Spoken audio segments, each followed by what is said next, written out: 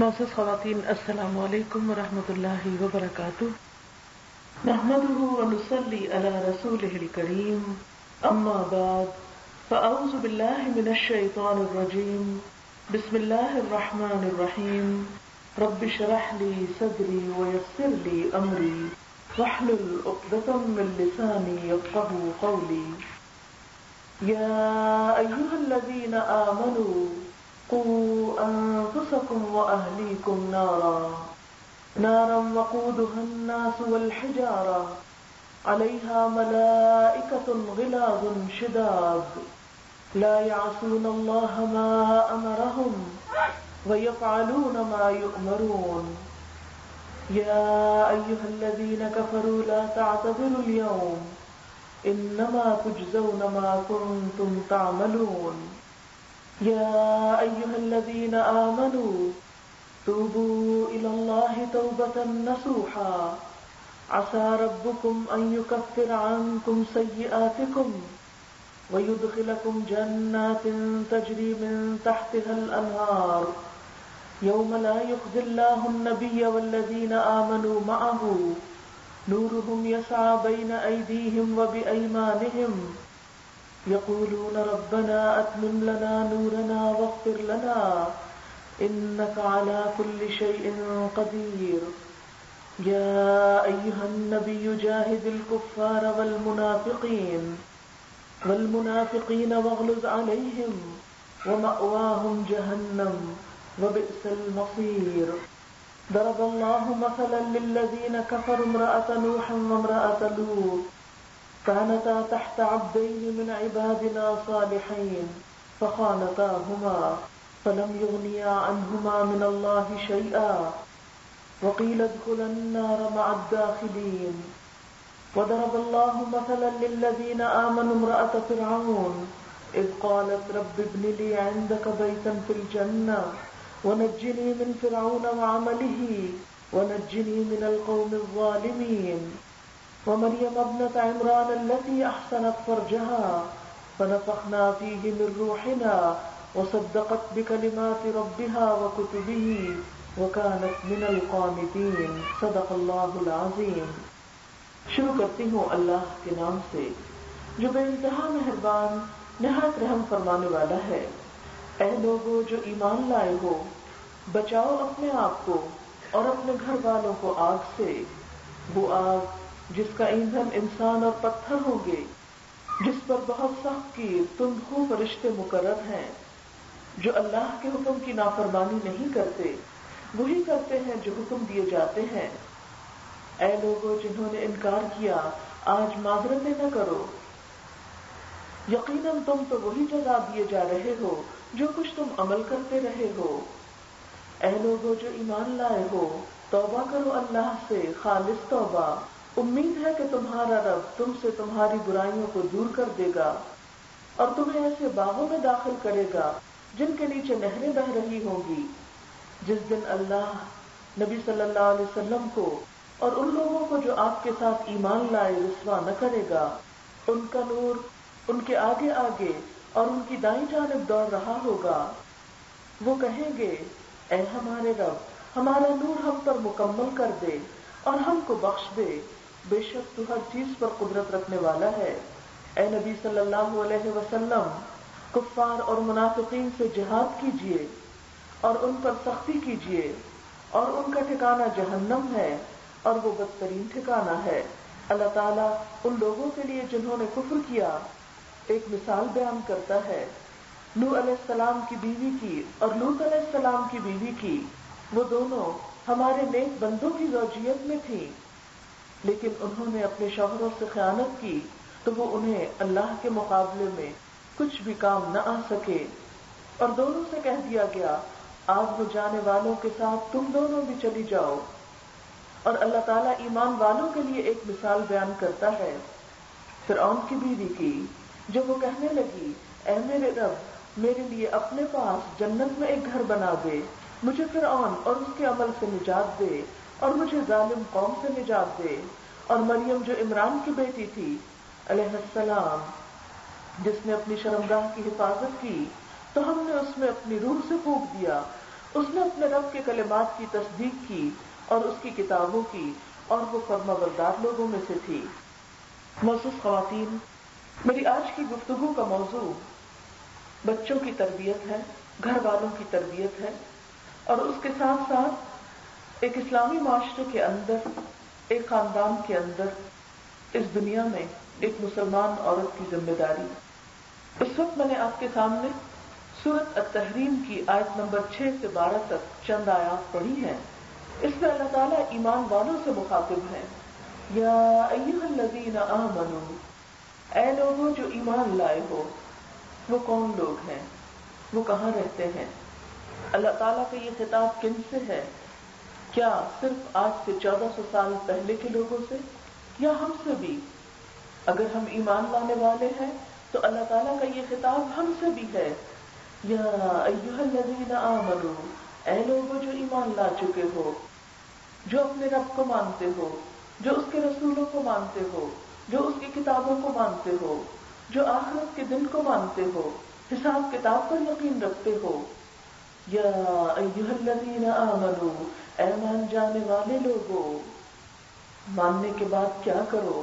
قوا انفسکم، بچاؤ اپنے آپ کو، اور کس کو؟ واہلیکم، اور اپنے بال بچوں کو، اپنے گھر والوں کو۔ کس سے بچاؤ؟ نارن، آگ سے۔ کون سی آگ؟ جہنم کی آگ۔ کیسی آگ؟ وقودها الناس والحجارہ، جس کا ایندھن، جس میں جلنے کی چیز انسان اور پتھر ہوں گے۔ وہ آگ علیہا ملائکۃ، جس پر فرشتے مقرر ہیں کہ آگ میں جانے والوں کو وہاں سے واپس نکلنے نہ دیں۔ وہ فرشتے کیسے فرشتے ہیں؟ غلاظ، بڑے سخت دل ہیں، بہت سخت گیر ہیں، شداد، بہت شدید ہیں، لا یعصون اللہ ما امرہم، جو اللہ کے حکم کی نافرمانی نہیں کرتے، ویفعلون ما یؤمرون، اور جو حکم دیا جاتا ہے اسے کر کے رہتے ہیں، یعنی اللہ تعالیٰ کے پوری طرح فرما بردار ہیں۔ عام طور پر ہم یہ سمجھتے ہیں کہ اگر ہم نے ایمان کا دعویٰ کر لیا، ہم مسلمان امت میں شامل ہو گئے، تو یہی ہماری نجات کے لیے کافی ہو گیا اور ہمارے لیے جنت کا دروازہ کھل گیا۔ اس کے بعد خواہ ہمارے اعمال کیسے بھی کیوں نہ ہوں، ہم آسانی سے جنت میں پہنچ جائیں گے، کیونکہ ہم ایمان والے جو ہیں۔ لیکن یہاں اللہ تعالیٰ ایمان والوں کو ہی خطاب کر کے فرما رہے ہیں کہ تم آگ سے بچو۔ مجھ سے اور آپ سے کہہ رہے ہیں کہ اپنے آپ کو بچا لو، اور اپنے بال بچوں کو بچا لو، اپنے خاندان والوں کو بچا لو، اپنے گھر والوں کو بچا لو۔ اللہ تعالیٰ کے اس حکم کو سن کر ہمیں کیا سوچنا ہے، کیا جواب دینا ہے، کیا عمل کرنا ہے؟ آج کی مجلس اسی حکم کی تعمیل کے لیے کچھ عملی طریقے تلاش کرنے اور ان کا تذکرہ کرنے کی ہے، تاکہ ہم اپنی اس ذمہ داری کو محسوس کر سکیں۔ فرمایا قوا انفسکم، پہلے تو اپنی فکر کرو، اور ہر شخص جب تک اپنی فکر خود نہ کرے دوسرے اس کی فکر کرے بھی تو فائدہ کچھ نہیں۔ جب تک ایک انسان خود اپنے آپ کی اصلاح نہ کرے، خود اپنے اندر اپنے کو بدلنے کی، اللہ تعالیٰ کے احکامات کے مطابق ڈھالنے کی خود نیت نہ کرے، ارادہ نہ کرے، پختہ عزم نہ کرے، خود اس کے لیے کوشش نہ کرے، تو محض دوسروں کی دعاؤں سے یا محض دوسروں کی کوششوں سے کچھ نہیں ہو سکتا۔ اس لیے قوا انفسکم، اپنے آپ سے شروع کرو۔ جیسے ایک اور جگہ پر فرمایا وَلْتَنْظُرْ نَفْسٌ مَا قَدَّمَتْ لِغَدٍ، ہر شخص کو یہ دیکھنا چاہیے کہ اس نے اپنے کل کے لیے کیا کیا ہے۔ وہ صرف آج کے لیے نہ جیے بلکہ کل کے بارے میں بھی سوچے کہ اس نے اپنے کل کے لیے کیا کیا ہے۔ وَلْتَنْظُرْ نَفْسٌ مَا قَدَّمَتْ لِغَدٍ، کون سا کل؟ دنیا کا کل نہیں، آخرت والا کل، وہ ہمیشہ ہمیشہ کے لیے جو زندگی ملنے والی ہے، اس کے لیے کیا تیاری کی ہے۔ اور پھر یہاں پر نہ صرف یہ کہ اپنی ذات کو بلکہ اپنے ساتھ ساتھ اپنے بال بچوں کو بچانے کی فکر کرنے کو بھی کہا جا رہا ہے۔ یہاں پر آپ دیکھیے کہ ہم خود کو اور بچوں کو بہت سی چیزوں سے بچاتے ہیں، مثلا گرمی سے بچاتے ہیں، بیماریوں سے بچاتے ہیں، خطرے کی چیزوں سے بچاتے ہیں، بچہ اگر دنیا کی آگ کی طرف جا رہا ہو، اگر کچن میں کبھی آپ کے ساتھ کام کر رہا ہو اور اچانک وہ چولہے کی طرف بڑھے تو ایک دم آپ اس کا ہاتھ کھینچ لیتے ہیں کہ نہیں آگ ہے. اگر اس کے کپڑے کہیں قریب ہو تو فوراً اس کو سمیٹنے کو کہتے ہیں کہ آگ ہے. اگر وہ کسی ایسی جگہ دوڑا چلا جا رہا ہو جہاں آگے کنواں ہو تو ہم اس کے پیچھے دوڑ پڑیں گے کہ اس کو بچا لیں، کہیں ایسا نہ ہو کہ وہ کنویں کے اندر چھلانگ لگا دے. اگر اس کے راستے میں کوئی ایسی چیز آئے جس سے ٹھوکر کھا کے وہ گر سکتا ہو تو ہم پریشان ہو جاتے ہیں. مائیں سوتے جاگتے اٹھتے بیٹھتے ہر وقت اپنے بچوں کی فکر میں ہوتی ہیں. ہر وقت ان کے ذہن پر یہی بات سوار ہوتی ہے کہ کوئی چیز بچے کو تکلیف نہ دے، بچے کو نقصان نہ دے. یہاں پر اللہ تعالی ہم سے یہی مطالبہ کر رہے ہیں کہ قوا انفسکم واہلیکم نارا، بچا لو اپنے آپ کو اور اپنے بچوں کو آگ سے. جسے دنیا کی چھوٹی چھوٹی تکلیفوں اور چھوٹے چھوٹے خطرات اور چھوٹی چھوٹی پریشانیوں سے بچانے کی فکر کرتے ہیں، اسی طرح اس بڑی پریشانی، اس بڑی مشکل، اس بڑی مصیبت سے بچانے کی فکر کرو. وہ مصیبت، وہ آگ دنیا کی ہر تکلیف سے بڑی ہے، اور وہ آگ بھی اتنی سخت ہے کہ جیسے ایک حدیث پاک میں آیا کہ وہ دنیا کی آگ سے 70 گنا زیادہ تیز ہے. وقودها الناس والحجارہ، جس میں انسان اور پتھر جل رہے ہوں گے، یعنی انسانوں اور پتھروں سے آگ بھڑکائی جائے گی. تھوڑی دیر کے لیے تصور میں لائیں کہ کوئی آگ جس کے شعلے انسانوں سے اٹھ رہے ہوں، جس کو جلانے کے لیے انسان استعمال کیے جا رہے ہوں، اور انسانوں کے ساتھ ساتھ بیچ میں بھاری پتھر بھی ہوں. پتھر کی آگ، پتھر کا کوئلہ آپ سب جانتے ہیں کہ سب سے زیادہ شدید آگ ہوتی ہے، جس سے بڑے بڑے ٹرینز کے اور بڑے بڑے انجن جو ہیں وہ چلا دیے جاتے ہیں. اس آگ سے بچنے کی فکر کرو جس میں انسان خود جلائے جائیں گے، جس سے انسانوں کے جسم کے اندر سے شعلے بھڑکیں گے، اور پھر اس آگ پر فرشتے مقرر ہوں گے کہ جو انسانوں کو اس بھڑکتی آگ سے نکل بھاگنے کی اجازت نہ دیں گے. ان پر ایسے فرشتے مقرر ہوں گے کہ جو ان پر ذرا بھی ترس نہ کریں گے، ذرا بھر ان کی رعایت نہ کریں گے. بات یہ ہے کہ اللہ کے جتنے بندے واقعی اللہ کے بندے گزرے، جنہوں نے واقعی آخرت کو اپنا گھر سمجھا، انہوں نے اس معاملے میں ہمیشہ فکر کی، خود کی اور اپنے بال بچوں کی ہمیشہ سے ان کے ذہن میں یہ پریشانی رہی کہ انہیں صرف دنیا کے عیش و عشرت ہی فراہم نہیں کرنے، صرف دنیا میں ان کی بھوک ہی نہیں مٹانی، دنیا میں ان کے دکھ تکلیفیں ہی نہیں دور کرنی، ان کی آخرت کی بھی فکر کرنی ہے. اس سلسلے میں ہم دیکھتے ہیں کہ حضرت اسماعیل علیہ السلام کی خوبی قرآن پاک میں یہ بتائی گئی، کان یأمر اہلہ بالصلاۃ والزکاۃ، کہ وہ اپنے گھر والوں کو نماز اور زکوٰۃ کا حکم دیتے تھے. حضرت یعقوب علیہ السلام کے بارے میں آتا ہے کہ ام کنتم شہداء اذ حضر یعقوب الموت اذ قال لبنیہ ما تعبدون من بعدی قالوا نعبد الہک والہ آبائک. کیا تم لوگ اس وقت حاضر تھے جب یعقوب علیہ السلام کے پاس موت آئی، جب وہ اپنے بچوں سے کہہ رہے تھے کہ میرے بعد تم کس کی عبادت کرو گے؟ انہیں اس بات کی فکر نہیں تھی کہ میرے بعد تم کون سا کاروبار کرو گے، تم اپنے کھانے پینے کا کیا انتظام کرو گے، تم اپنی دنیا کی مشکلات آسانی کے لیے کیا کچھ کرو گے. وہ کیا پوچھ رہے تھے؟ انہیں اپنے بعد کس چیز کی فکر تھی کہ میری اولاد کیا دین پر قائم رہے گی یا نہیں. ما تعبدون من بعدی، میرے بعد کس کو پوجو گے، کس کے بندے بن کر رہو گے، کس کی عبادت کرو گے. قالوا نعبد الہک، تو بچے کہنے لگے ہم تیرے الہ کی عبادت کریں گے، وَإِلَٰهَ آبَائِكَ، اور تیرے آبا دادا یعنی ابراہیم علیہ السلام اور ان کے الہ کی عبادت کریں گے. الہم واحدہ، ایک ہی الہ، وَنَحْنُ لَهُ مُسْلِمُونَ، اور ہم اسی کے فرما بردار ہیں.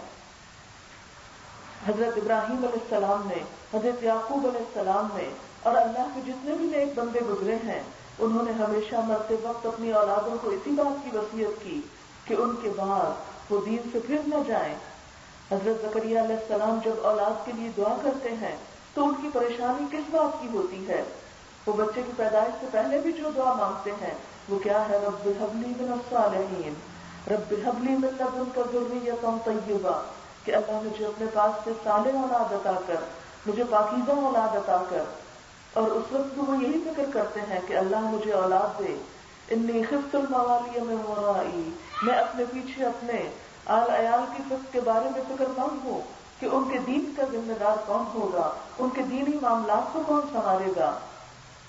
جو لوگ بھی اس دنیا کے لیے نہیں آخرت کے لیے جیتے ہیں، کل کے لیے جیتے ہیں، کل کو اپنا گھر سمجھتے ہیں، کل کو اپنی منزل سمجھتے ہیں، پھر ہو نہیں سکتا کہ وہ اپنی اولاد کو صرف دنیا کی تعلیم دے، ہو نہیں سکتا وہ صرف اپنی اولاد کو اس دنیا کے لیے تیار کرے۔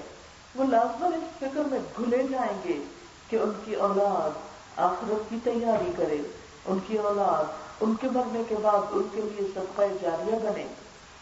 حقیقت یہ ہے کہ انسان کے پاس دنیا کی جتنی بھی بہترین نعمتیں ہیں ان میں سے ایک بہترین نعمت اس کی اولاد ہے، کیونکہ اولاد وہ چیز ہے جو مرنے کے بعد انسان کی نشانیوں میں سے ہے، انسان کے آثار میں سے ہے۔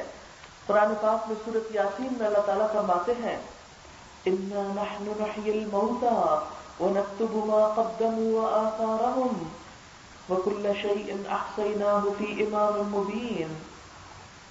یقیناً ہم مردوں کو زندہ کریں گے اور ہم لکھ رہے ہیں جو کچھ وہ خود آگے بھیج رہے ہیں اور جو ان کے آثار ہیں، وہ آثارہم وکل شیء، اور ہر چیز کو احصیناہ فی امام مبین، ہم نے ایک کھلی کتاب میں شمار کر رکھا ہے۔ تو اس سے بھی کیا پتہ چلتا ہے کہ انسان کے نہ صرف یہ کہ اس کے خود کے کیے ہوئے اعمال لکھے جا رہے ہیں اور ان کا حساب دیا جائے گا، بلکہ انسان کے مرنے کے بعد جو کچھ آثار، جو نشانیاں اس کے پیچھے رہ گئیں وہ بھی انسان کے اعمال نامے میں لکھی جائیں گی، وہ بھی اس کے اعمال نامے کا ایک حصہ بنے گی۔ انسان کے آثار میں 3 چیزیں خاص طور پر ہیں، یعنی جیسا کہ نبی صلی اللہ علیہ وسلم نے فرمایا انسان جو فوت ہو جاتا ہے تو اس کا اپنا نام اعمال ختم ہو جاتا ہے، 3 چیزیں اس کے بعد بھی باقی رہتی ہیں۔ ولد صالح يدعو له، نیک اولاد جو اپنے ماں باپ کے لیے دعائیں کرتی ہے۔ اگر آج ہم اپنے بچوں کو نیکی کی طرف راغب نہیں کریں گے، اگر آج ہم ان کی اچھی تربیت نہیں کریں گے تو وہ ہمارے لیے کب دعائیں کریں گے؟ اگر ہم نے اپنی اولاد کو نماز کا پابند نہ بنایا تو ہمارے لیے دعائیں کہاں سے ہوں گی؟ ہم سب نماز میں یہ دعا پڑھتے ہیں کہ رب اجعلنی مقیم الصلاۃ ومن ذریتی، کہ اللہ مجھے بھی نماز کا پابند بنا اور میری اولاد کو بھی۔ اور پھر ساتھ ہی دعا مانگتے ہیں ربنا اغفر لی ولوالدی وللمؤمنین، اللہ مجھے بخش دے، میرے والدین کو بخش دے اور سارے مومنوں کو بخش دے۔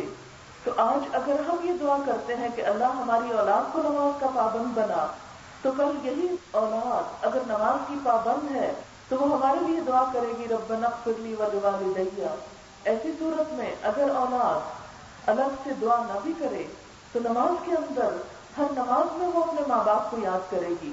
اس لیے انسان کے آثار، انسان کی نشانیاں، انسان کے پیچھے رہنے والے اس کے بہترین اعمال میں اس کی بہترین اولاد ہے جس کی وہ اچھی تربیت کر کے جائے۔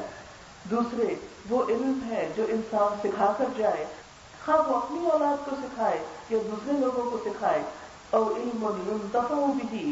اور تیسری چیز انسان کا مال ہے، اور صدقۃ جاریہ، کہ ایسے کام میں لگا کر جائے جس کا ثواب اس کو بعد میں بھی ملتا رہے۔ تو یہاں پر اس آیت سے بھی کیا بات پتہ چلتی ہے کہ انسان کو صرف اپنی ذات کی فکر نہیں کرنا بلکہ اپنے ساتھ ساتھ اپنی اولاد کی فکر بھی کرنا ہے۔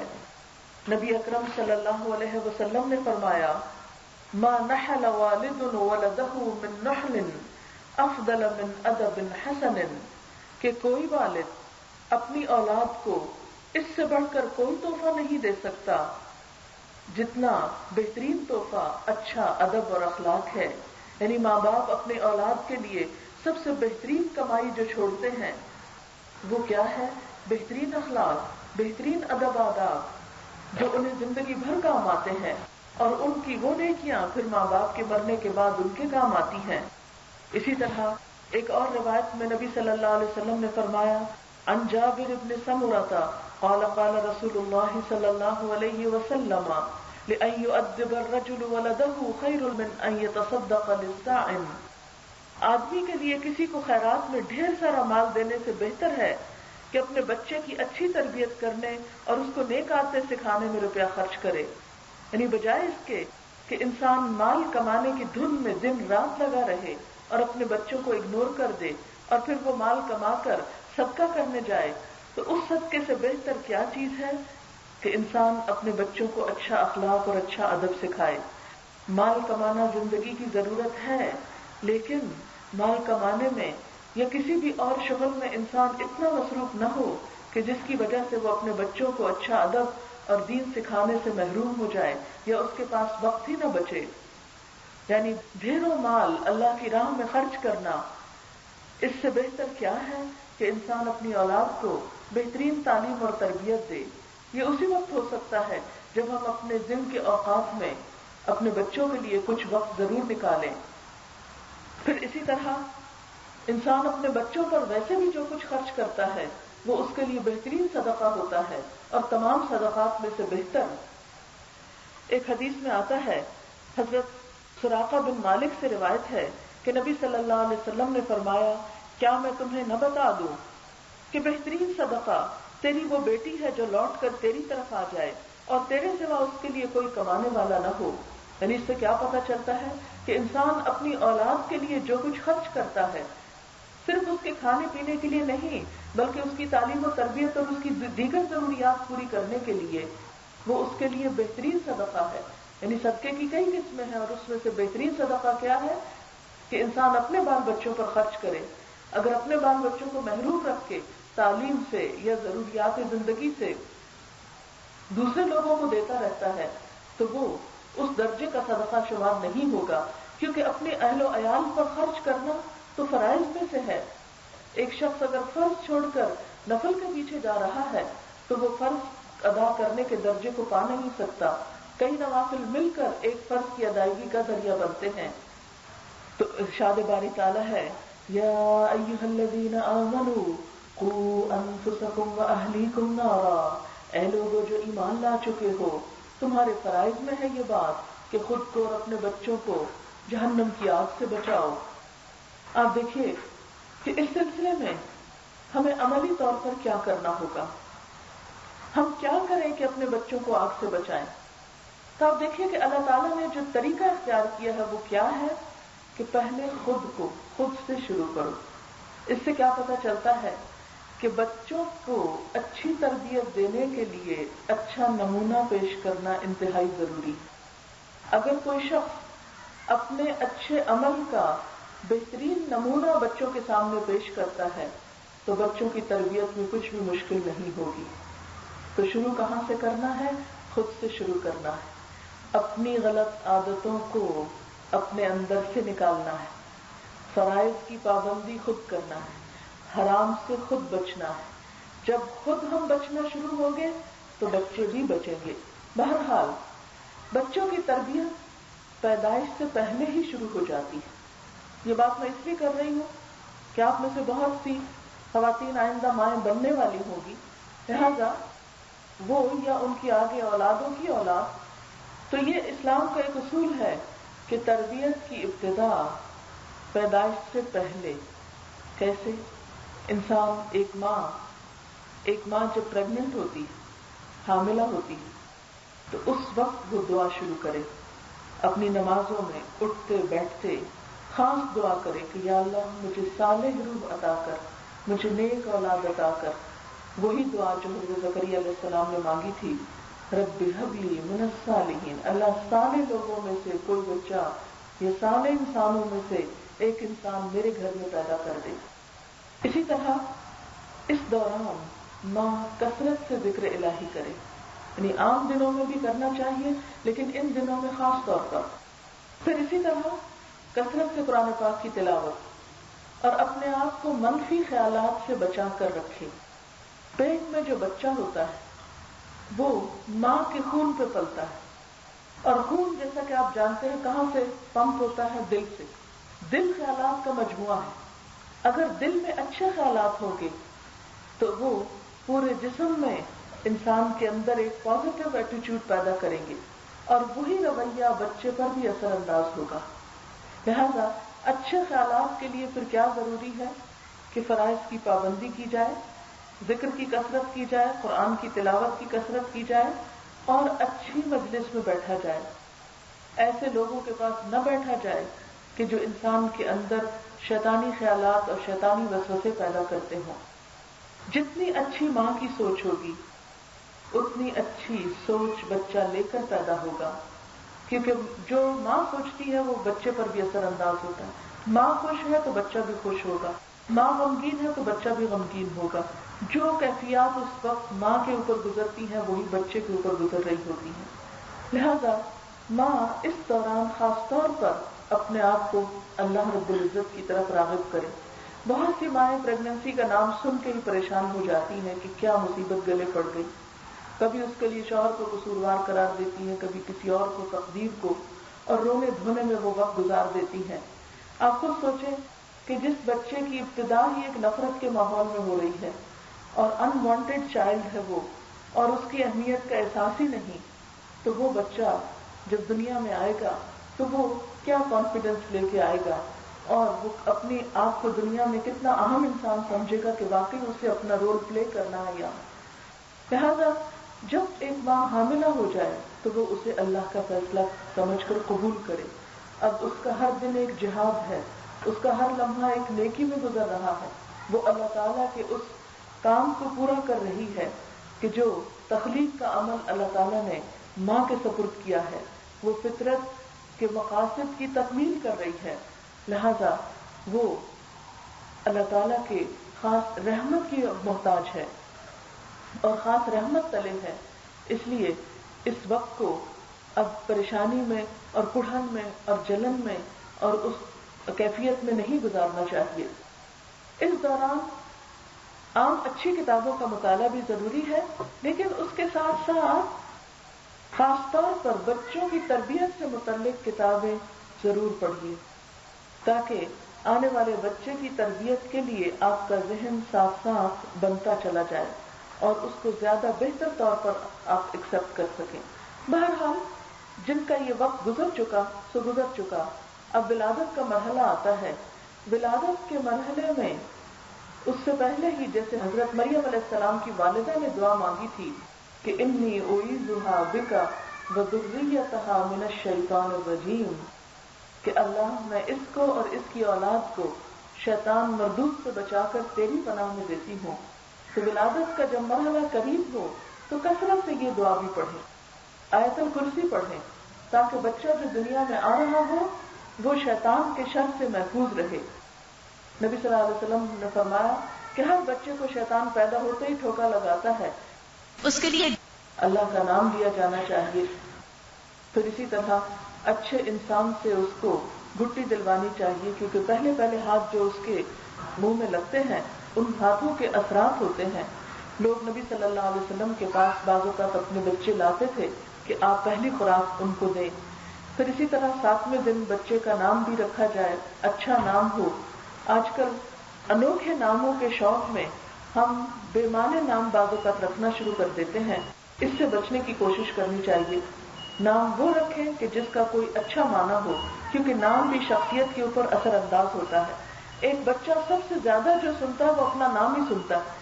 اگر اس نام کا مطلب ہی اچھا نہیں یا وہ نام بے معنی سا ہے تو وہ اس کی شخصیت کے اوپر کیا اثر ڈالے گا. پھر اسی طرح یہ کہ اس کا عقیقہ کیا جائے، اس کے بال حجامت کر کے اس کا صدقہ دیا جائے. پھر اس کے ساتھ ساتھ یہ کہ بچہ جب ماں کی گود میں ہو، دودھ پلا رہی ہو ماں اس کو، اس وقت بھی ذکر کرے، اس وقت بھی قرآن پڑھے. اگر خود پڑھنا ممکن نہ ہو، اتنا نہ آتا ہو، تو قرآن پاک کی تلاوت کی کوئی بھی کیسٹ ہلکی آواز میں اگر آپ لگا دیں تو آپ دیکھیں گے کہ بچہ اس کے ساتھ ٹیون ہو جائے گا. اور جب کبھی آپ کو پھر روئے یا ستائے، آپ فوراً قرآن پاک کی کیسٹ آن کریں، آپ دیکھیں گے کہ ایک دم اس کے اندر تبدیلی آنا شروع ہوگی. اسی طرح تکبیرات یا اللہ کے ذکر کے مختلف اچھے کیسٹ جو ہیں وہ گھر میں رکھیں اور بچوں کو شروع سے ہی ان کا عادی کریں. آج کل کے دور میں جہاں بہت سی خرافات عام ہیں، یہ دیکھا گیا ہے کہ کچھ مائیں اپنے بچوں کو ویڈیو لگا کر اس کے سامنے بٹھا دیتی ہیں. بالکل چھوٹے چھوٹے بچے جو بھی بیٹھنے کے قابل نہیں، ان کو اس کے ساتھ بہلا کر خود اپنے کام کرتی رہتی ہیں. یہ بچے کے اوپر، ایک معصوم ذہن کے اوپر ایک ظلم ہے. اس سے بچنے کی کوشش کرنی چاہیے. بلکہ موسیقی کی آوازیں گھر میں نہ ہی بلند ہو تو بہتر ہے، کیونکہ جہاں موسیقی ہوتی ہے وہاں لازمی طور پر شیطان ہوتا ہے، اور جہاں شیطان ہوتا ہے وہاں پھر بچوں کی تربیت کیا ہو سکتی ہے۔ لیکن اس موسیقی سے بچنے کے لیے اور ان چیزوں سے بچنے کے لیے ظاہر ہے کہ ماں کو پھر خود کچھ وقت نکالنا پڑے گا اور بچے کی ساتھ ساتھ تربیت کرنا ہوگی۔ جو بچہ بڑا ہو اس کو زبان پر پہلا لفظ جو سکھائے وہ اللہ ہو، پھر اسی طرح جب کچھ اور بولنے کے قابل ہو تو کلمہ سکھائے، پھر اسی طرح سورۃ الفرقان کی دوسری آیت، نبی صلی اللہ علیہ وسلم کا طریقہ یہ تھا کہ جب آپ کے خاندان کا کوئی بچہ بولنے کی عمر کو پہنچتا تو وہ یہ آیت خاص طور پر بچوں کو پڑھایا کرتے تھے، یعنی زبانی یاد کرا دیتے تھے۔ اور اس آیت کے اندر چونکہ اللہ تعالیٰ کی توحید کا ذکر ہے، اور یہ آیت ہے الذی لہ ملک السماوات والارض ولم یتخذ ولدا ولم یکن لہ شریک فی الملک وخلق کل شیء فقدرہ تقدیرا۔ یہ آیت آپ صلی اللہ علیہ وسلم بچوں کو زبانی یاد کرا دیا کرتے تھے۔ یہ اللہ تعالیٰ کا ایک بہترین تعارف ہے۔ اور اس کے علاوہ یہ کہ بچوں کو جتنی زیادہ ماں کی محبت ملے گی، جتنی زیادہ ان کو بچپن میں ماں کی توجہ ملے گی، اتنی زیادہ ان کی پرسنالٹی نکھر کر سامنے آئے گی۔ بچہ 9 مہینے تک ماں کے جسم کے اندر رہتا ہے، پیدا ہونے کے بعد بھی وہ ماں کے لمس اور ماں کی محبت اور ماں کی گود کا محتاج ہوتا ہے۔ اس گود سے اس کو محروم نہ کریں اور اسے اپنا دودھ پلائیں، کیونکہ یہ دودھ پلانا بھی ایک صدقہ ہے ماں کی طرف سے۔ بہت سی مائیں اپنی جان چھڑانے کے لیے بچوں کو ڈبے کے دودھ پہ ڈال دیتے ہیں۔ ڈبے کے دودھ معلوم نہیں کس کس چیز سے بنتے ہیں، ہو سکتا ہے جانوروں کے دودھ کو خشک کر کے دیا جاتا ہو۔ تو جو بچے بچپن سے ہی جانوروں کے دودھ پہ پلتے ہیں ان کے اندر انسانی عادتیں کہاں سے پیدا ہوگی؟ پھر قدرتی طور پر وہ دودھ کے اثرات اور خوراک کے اثرات جو ہیں وہ جسم پر سخت ہوں گے۔ لہذا کوشش یہ کی جائے کہ زیادہ سے زیادہ ابتدائی دور میں ماں کے دودھ کے علاوہ کوئی اور چیز بچے کو نہ دی جائے، اور اس سے ماں کے ساتھ ایک خاص قسم کی محبت بچے کی ڈیولپ ہوگی، وہ ماں پر بھروسہ کرنا سیکھے گا۔ یاد رکھیے کہ جو بچہ ماں پر اعتماد نہیں کر سکتا، ماں کے ساتھ اپنے آپ کو شیئر نہیں کر سکتا، وہ بچہ پھر زندگی میں ایک ڈسٹرب پرسنالٹی ہی ہو سکتا ہے۔ پھر اسی طرح نبی صلی اللہ علیہ وسلم نے ہمیں یہ سکھایا ہے کہ بچہ جب 7 سال کا ہو جائے تو اسے نماز کے لیے کہا جائے، لیکن ابھی 7 سال کی عمر میں سختی نہیں کی جائے گی۔ اس سلسلے میں اپنا پرسنل ایکسپیرینس آپ کو بتانا چاہوں گی کہ بچوں کو نماز کی عادت ڈالنے میں مجھے کچھ مشکل نہیں ہوئی۔ جس دن بچوں کی 7ویں سال کی برتھ ڈے جو ہوتی ہے، برتھ ڈے سیلیبریٹ تو ہم بہت شوق سے کرتے ہیں، لیکن ان کے اوپر جو فرائض عائد ہوتے ہیں وہ ہم نہیں کرتے۔ تو یہ تو ایک کرسچن کلچر ہے، مسلمانوں کا کلچر ہے ہی نہیں اس کو سیلیبریٹ کرنا۔ بہرحال جس دن بچہ 7 سال کا ہو جائے تو اس کو خاص طور پر لے کر بیٹھے اور اس کو بتائیں کہ اللہ کے رسول صلی اللہ علیہ وسلم نے کیا فرمایا ہے، اور اس کو ایک نماز شروع کرائیں۔ مغرب کی نماز عموماً چھوٹی نماز ہوتی ہے اور اس وقت بچہ ایک گھبراہٹ کے عالم میں بھی ہوتا ہے۔ اگر اس وقت خود ساتھ لے کر وضو کریں، کیونکہ ہم کیا کرتے ہیں بچوں کو صرف آرڈر کرتے ہیں جاؤ وضو کرو، جاؤ نماز پڑھ لو، ایسا کبھی نہیں کریں۔ شروع میں آپ کیا کریں، ہم نماز پڑھتے ہیں، آئے نماز پڑھتے ہیں، اور نماز پڑھنے کے لیے آئے وضو کرتے ہیں۔ یہ نماز پڑھو اور آئے نماز پڑھتے ہیں، اس میں بہت بڑا فرق ہے۔ اور آپ دیکھیں گے کہ اس تدبیر کے ساتھ آئے نماز پڑھتے ہیں، ان کو ساتھ لے لیں، اپنے سامنے ان کے ہاتھ دھلائیں، ان کو وضو کا طریقہ بتائیں اور پورا وضو سامنے کرائیں، کیونکہ بعض اوقات ہم یہ سوچتے ہیں کہ واش روم گیلا ہو جائے گا، کیا ضرورت ہے کہ ابھی سے ہم بچوں کو یہ کہیں، تھوڑا خود بڑے ہوں گے تو پھر کریں گے۔ ان کی پوری طرح ہیلپ کریں تاکہ وہ اس وقت سب کچھ سیکھیں، انہیں وضو کا پورا طریقہ، لیکن یہ اسی وقت آپ سکھا سکتے ہیں جب آپ کو خود بھی پورا آتا ہو سنت کے مطابق۔ اس لیے ماؤں کی تعلیم حاصل کرنا انتہائی ضروری ہے۔ اس میں مسواک کی فضیلت بتائیں کہ مسواک کے ساتھ پڑھی جانے والی نماز کا کتنا اجر اور ثواب ہے۔ پھر اسی طرح یہ کہ انہیں بتائیں کہ کس طرح اگر کوئی بھی عضو خشک رہ جائے تو وضو نہیں ہوتا۔ پھر اسی طرح مسح کا طریقہ خود کھول کے اچھی طرح ان کو بتائیں، صرف اسکول پہ نہ چھوڑیں، صرف کتابوں پہ نہ چھوڑیں۔ پھر ان کو یہ بھی بتائیں کہ پانی میں اسراف نہیں کرتے، کیونکہ پانی ضائع کرنا جو ہے، کیونکہ بعض اوقات بچے کیا ہوتے ہیں کہ باتھ روم میں گھس جاتے ہیں اور دیر تک پانی سے کھیلتے رہتے ہیں اور نماز کا وقت چلا جاتا ہے۔ اس بات میں بھی ان کو ٹرین کریں کہ جب وضو کریں تو صرف اتنا ہی وہ حدیث سنائے کہ جس میں نبی صلی اللہ علیہ وسلم نے فرمایا کہ اگر کوئی شخص دریا کے کنارے بھی ہو تو بس اتنا پانی استعمال کرے جتنا اس کی ضرورت ہے، اس کو ضائع نہ کرے، پھر اس کو ساتھ لے کر کھڑے ہوں، پھر یہ کہ اتنی آواز میں آپ نماز پڑھیں کہ وہ ساتھ ساتھ سن سکے، لیکن 7 سال کی عمر تک پہنچنے میں آپ اس کو وقتاً فوقتاً نماز کے اندر جو کچھ پڑھا جاتا ہے اس کو یاد بھی کرا لیں۔ اور ویسے بھی آپ دیکھیں گے کہ اگر آپ خود نماز کی پابند ہیں تو وہ آپ کو دیکھتے دیکھتے کبھی آ کے ساتھ سجدہ کرے گا، کبھی رکوع کرے گا، کبھی لیٹ جائے گا، تو ایسے میں بچوں کو کبھی بھی ہٹائے نہیں اپنے آپ سے۔ بہت سی مائیں بچوں کو نماز کے وقت الگ چھوڑ دیتی ہیں، یا کسی کو کہتی ہیں ان کو پکڑ لو، یا ہم دوسرے لوگ بھی آس پاس کے ماں کے پاس بچہ جانے لگے تو چھیننے لگتے ہیں، پکڑنے لگتے ہیں، نہیں ماں نماز پڑھ رہی، اس سے بچے کے اندر خوف پیدا ہو جاتا ہے۔ نبی صلی اللہ علیہ وسلم حضرت حسن اور حسین کو نماز کی حالت میں پیٹھ سے اتارتے نہیں تھے جب تک کہ وہ خود نہ اتر جاتے، اور سجدے سے سر نہیں اٹھاتے تھے جب تک کہ بچے اتر نہیں جاتے تھے۔ آپ کی نوازی امامہ کے بارے میں آتا ہے کہ آپ صلی اللہ علیہ وسلم اس کو اٹھا کر نماز پڑھتے تھے بعض اوقات، اور جب نیچے سجدے کے جاتے تو بٹھا دیتے، اور جب کھڑے ہوتے تو پھر اپنے کندھے پر اٹھا لیتے۔ یہ آپ صلی اللہ علیہ وسلم نے ہمیں نمونہ پیش کیا کہ نماز کی حالت میں اس طرح کیا جا سکتا ہے، حتیٰ کہ جب کسی بچے کے رونے کی آواز سنتے تو آپ نماز مختصر کر لیتے۔ یہ چھوٹے چھوٹے ٹپس ہمیں بتائے گئے کہ جب بچہ ماں کی طرف آ رہا ہو نماز میں تو اس کو دھکیلے مت، اس کو ایک دم پیچھے کو پش نہیں کرے، بلکہ اگر وہ چمٹنا چاہتا ہے تو چمٹا لے، اٹھانا کو کہتا ہے تو اٹھا لے، اس سے نماز میں کوئی خلل نہیں آئے گا۔ اسی طرح اس کو اگر کوئی اور کھینچ رہا ہو تو اس کو مت کھینچنے دیں۔ پھر اسی طرح یہ ہے کہ اگر آپ کے بڑی لمبی نماز کو دل چاہ رہا ہے، مثلا آپ تہجد پہ کھڑے ہیں یا کسی بھی وقت، اور آپ دیکھتے ہیں کہ بچہ اٹھ گیا اور رونا شروع ہو گیا، تو آپ مختصر کر لیں نماز۔ یہ بھی نبی صلی اللہ علیہ وسلم کی سنت ہے، اور اس سے کیا ہوگا کہ بچوں کے دل میں نماز کا خوف نہیں پیدا ہوگا، وہ نماز سے محبت کریں گے۔ کیونکہ ہوتا یہ ہے کہ کافی دیر تک جب ماں چپ کر جاتی ہے، بولتی نہیں، وہ اماں اماں کر رہا ہے اور ماں جواب نہیں دے رہی، تو اس میں کیا ہے کہ بچہ حیبت زدہ ہو جاتا ہے، بچے کا دل بہت چھوٹا ہوتا ہے، اس کو ماں کا رسپانس چاہیے۔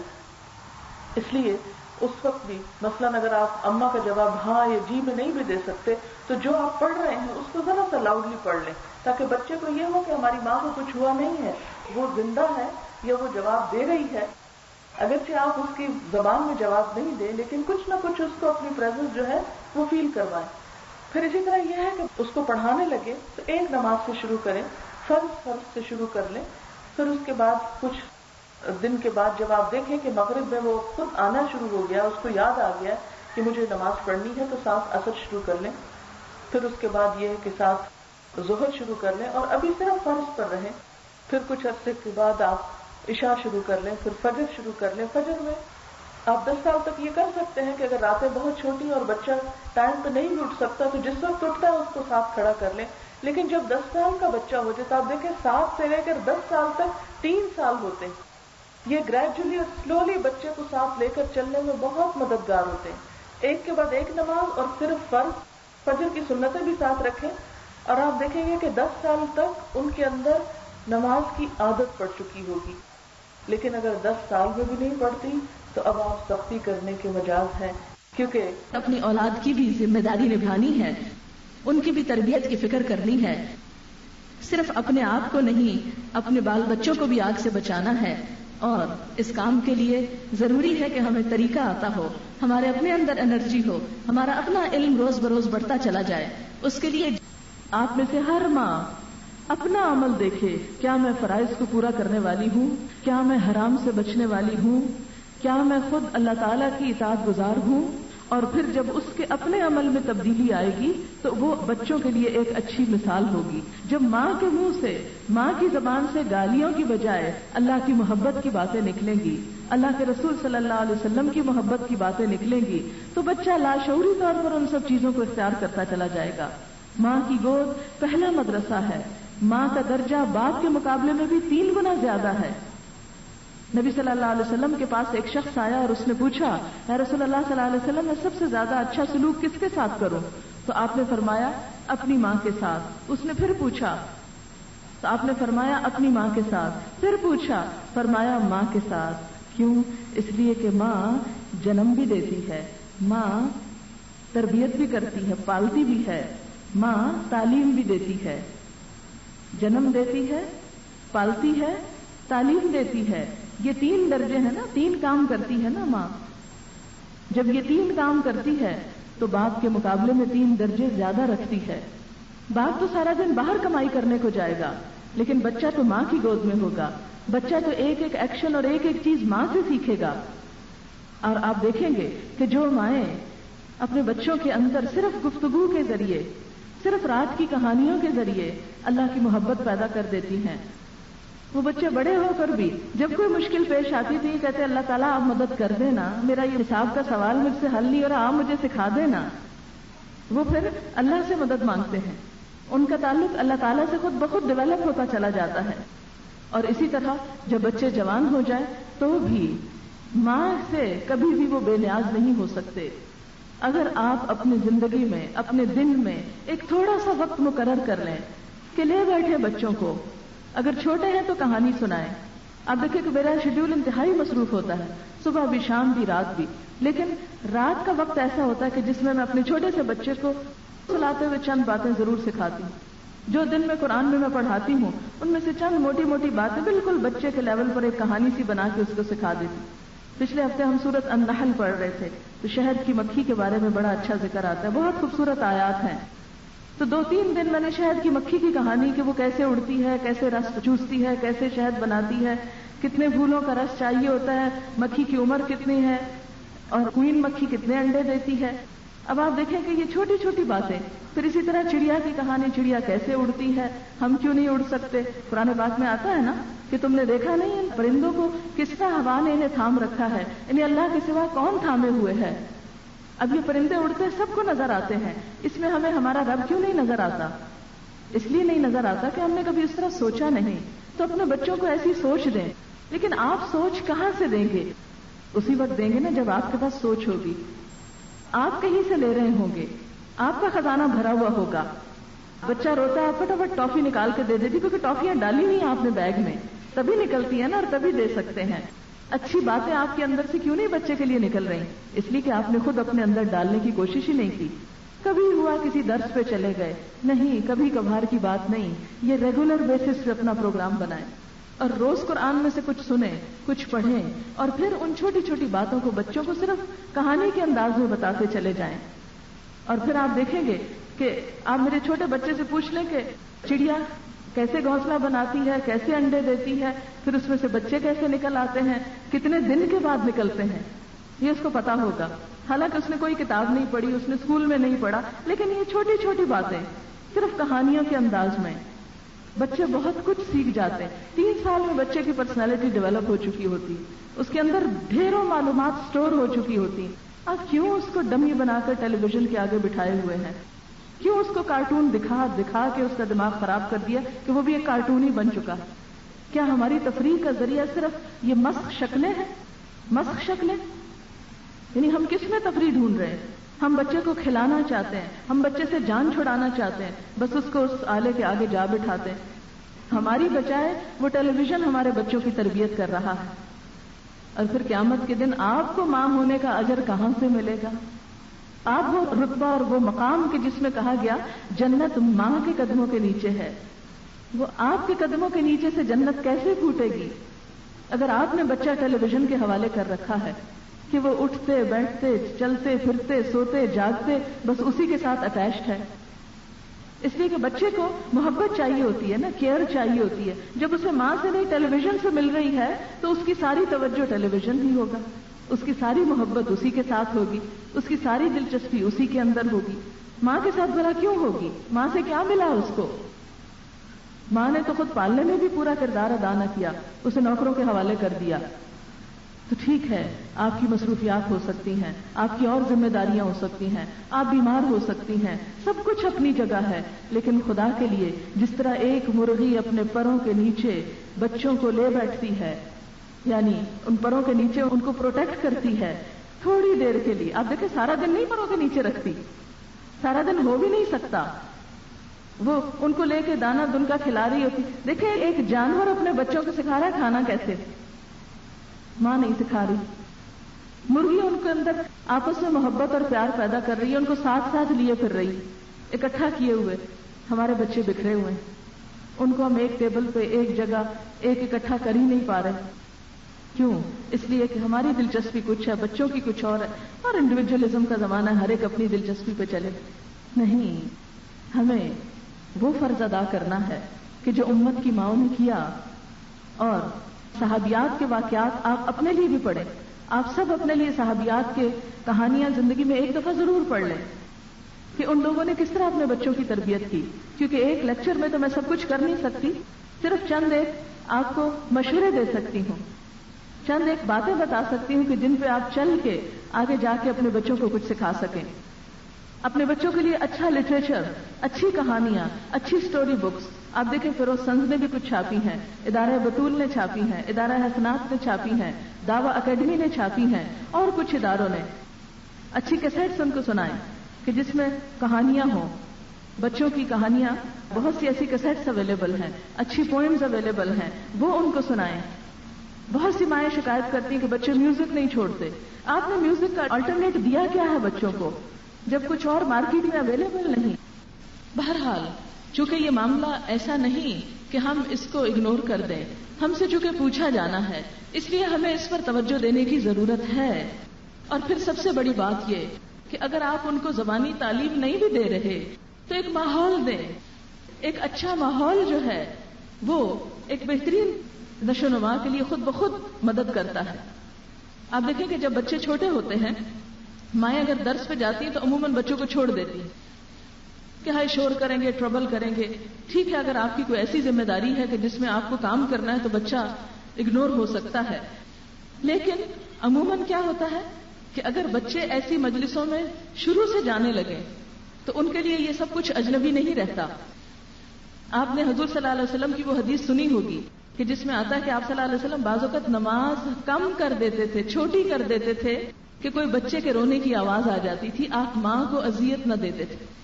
اب آپ خود سوچیں کہ بچے کی شور کی وجہ سے، بچے کے رونے کی وجہ سے آپ نے یہ نہیں کیا کہ بچوں کو مت لاؤ، یہ نہیں کہا کہ عورتیں مت آئیں، بلکہ کیا کیا؟ اپنی نماز چھوٹی کر دی.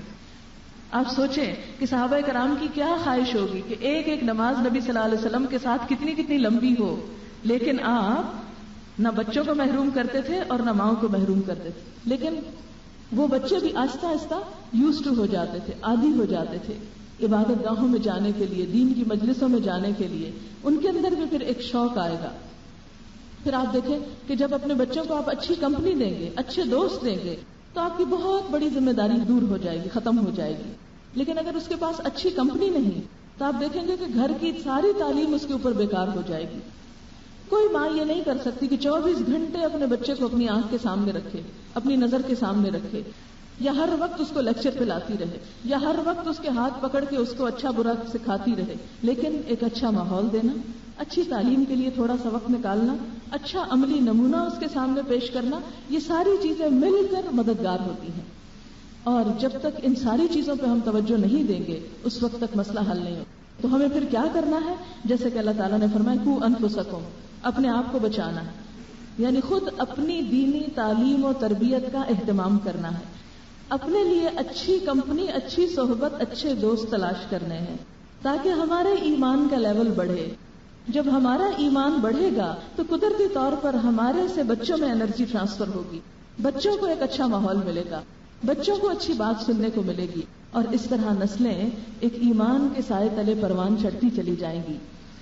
پھر فرمایا یا ایھا الذین کفروا لا تعتذروا اليوم، اے لوگوں جنہوں نے کفر کیا آج معذرتیں پیش نہ کرو. انما تجزون ما کنتم تعملون، تمہیں وہی بدلہ دیا جا رہا ہے جو تم عمل کرتے رہے ہو. یہاں پہلے تو اہل ایمان سے خطاب ہے اور پھر انکار کرنے والوں سے خطاب ہے کہ جو لوگ نہیں کرتے وہ ہمیشہ اپنے لیے بہانوں کی ایک لمبی لسٹ رکھتے ہیں. ایسی وجہ تھی، یہ مجبوری تھی، وہ مشکل تھی، یہ پریشانی تھی. آپ دیکھیں کہ جب کسی دینی مجلس میں جانے کا وقت ہوتا ہے تو کبھی ہمیں کوئی کام یاد آ جاتا ہے، کبھی مہمان یاد آ جاتے ہیں، کبھی کوئی اور مجبوری. لیکن جب کسی شادی پہ جانا ہوتا ہے، کسی فوتگی پہ جانا ہوتا ہے، کسی اپنی سوشل ضرورت کے لیے جانا ہوتا ہے، بازار جانا ہوتا ہے، ہاسپٹل جانا ہوتا ہے، تو آپ دیکھیں کہ خواہ گھر میں مہمان بیٹھے ہوں، خواہ کچھ بھی ہو، ہم اپنے وہ ساری ذمہ داریاں پوری کر کے آتے ہیں. ہم کہتے ہیں جی ہماری سوشل رسپانسبلٹیز ہیں، لیکن کیا دین سوشل رسپانسبلٹیز سے بھی کم درجے کی چیز ہے کہ اس کے لیے ہمارے پاس وقت کوئی نہیں؟ ہم اپنی معاشرتی ذمہ داریوں کو بھی اسی وقت زیادہ اچھے طریقے سے پورا کر سکتے ہیں کہ جب ہم اپنے اندر بہترین ایمان کا درجہ پائیں گے، اللہ رسول کی محبت اپنے اندر پائیں گے صلی اللہ علیہ وسلم. اگر ان کی محبت ہمارے اندر ہوگی تو ہم ہر کام اللہ کی خاطر کریں گے اور پھر اس کام پر اجر بھی پائیں گے انشاءاللہ. لیکن جب انسان کے سامنے اللہ کی ذات نہیں ہوتی، وہ جو کام بھی کرتا ہے دکھاوے کے لیے، وہ کام یا کسی پہ احسان جتانے کے لیے یا اپنے کسی مفاد کے لیے. لیکن جب اللہ کی ذات بزرگ و برتر بیچ میں آ جاتی ہے تو پھر نہ وہ کسی پہ کوئی اچھا کر کے احسان جتاتا ہے اور نہ ہی وہ کسی کے ساتھ اچھا اس لیے کرتا ہے کہ اس میں اس کا کیا مفاد ہے، اسے کیا مل رہا ہے، اسے کیا حاصل ہو رہا ہے.